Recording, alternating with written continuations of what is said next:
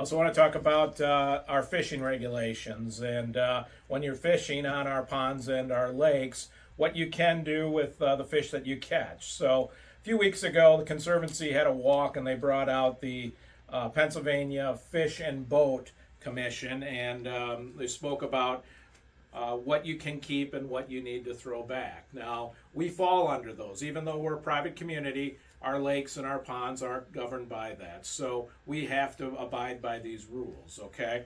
So if you're out there fishing, you have regulations and limits on what you can catch. So if you like panfish, which are going to be bluegill, crappie, perch, those type, the limit is 50 per person per day. So can't take out more than that.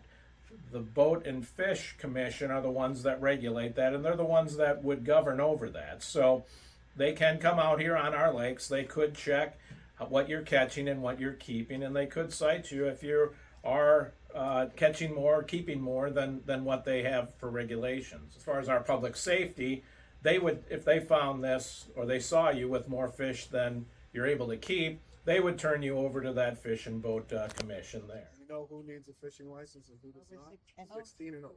Yeah. Okay. There are two exceptions.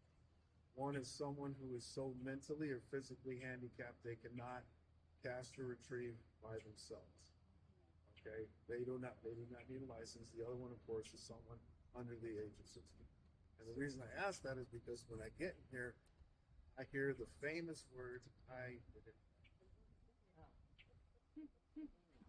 They still get a citation. And it's posted at most of our water bodies, all the information. We've actually been updating our bulletin boards, right, Sean? So with lots of information about aquatic hitchhikers, probably some of my video. I'll give autographs later, but all those things, it's important to read all those signs. They're there for you as you go to that recreational body of water to be informed. Especially if we had an algal bloom or some other kind of pollution event, it would be posted there so that you would know immediately before you go out yourself or in your boat or with your rod. Even though, again, we're private, we are under these regulations. And this is something that the Environment Committee has been talking about and something that we are considering maybe changing those. It's been brought up, maybe we should just go to catch and release. We'll see where that goes. But really what we'd like to do is, in the future, some surveys on our lakes just to find out what types of fish we have out there, how many different classes of fish we have out there, and determine what is best for our fishery as far as taking fish out or keeping fish and just releasing them if you catch them. So check that out now. And again, there's going to be more on this coming up in the next year on what we can do and what changes we would want to make for our fishery.